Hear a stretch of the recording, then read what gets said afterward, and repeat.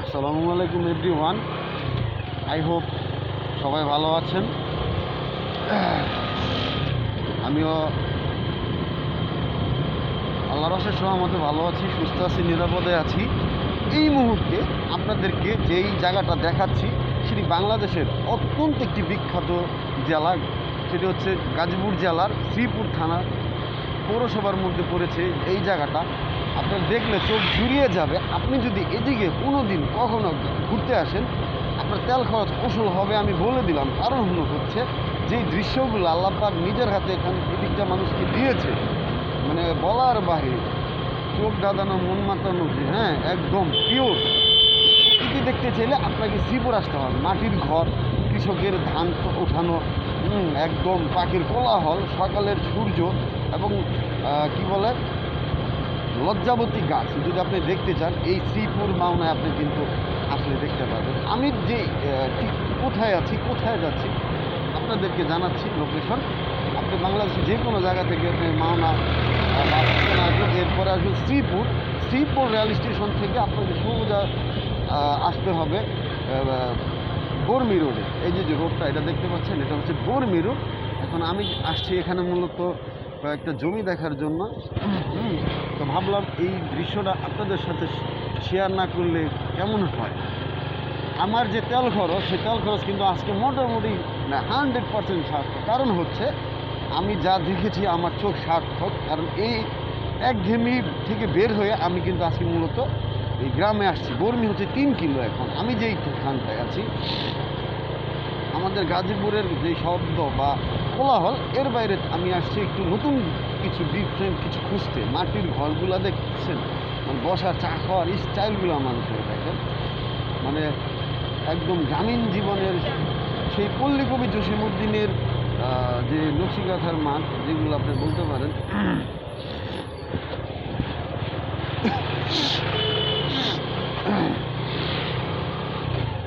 আমিও দেখি, আপনাদেরকেও দেখাই, সৌন্দর্যগুলো দেখেন কি পরিমাণ ভিউ।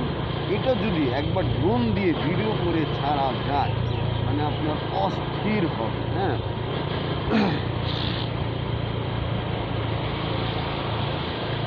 কি পরিমাণ আমরা 8-7 সালে যেগুলা আমরা দেখেছি এখন হারিয়েছে, সেগুলো এখন আবার এইখানেই পাবেন। এই যে নাড়া বলা হয়, হ্যাঁ, খেরের মেয়া আঞ্চলিক ভাষায় যেটা, এই খেরের মেয়া কিন্তু এখানে সকালবেলা শুকা দেওয়া।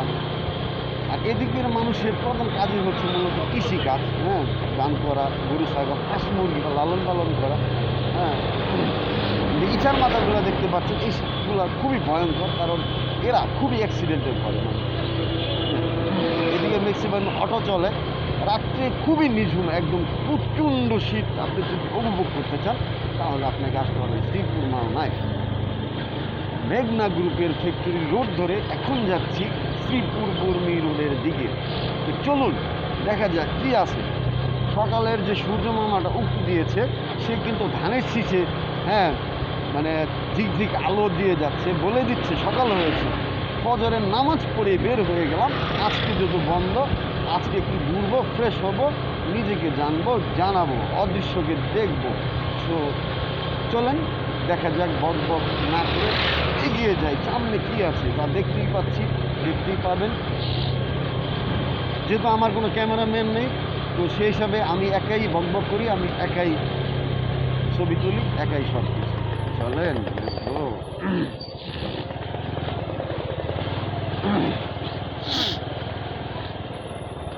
মনে হয় সম্ভবত বর্মি বাজারে।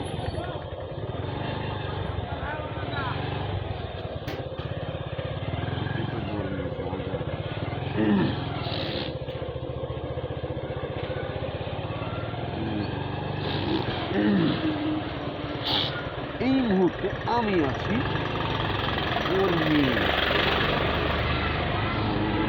বড়মা 1 নং সরকারি প্রাথমিক বিদ্যালয়।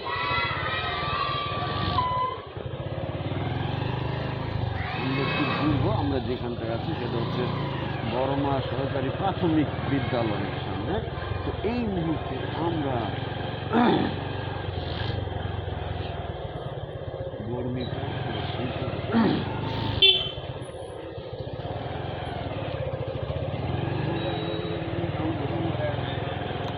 আমরা আছি রাজপুর ভিআইপির সামনে।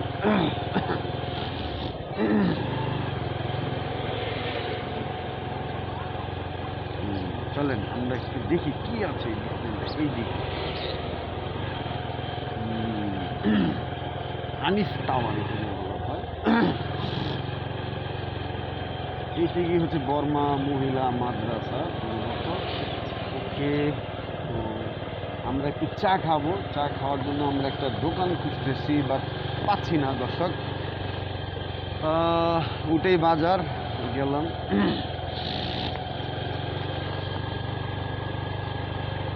তো জমি খুঁজতেছি, রোডের সাথে গেছে দেখতেছি।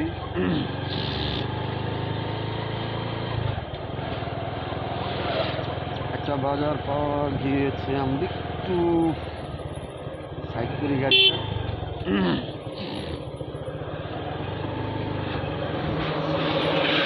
বড় ভাই চা হবে? চা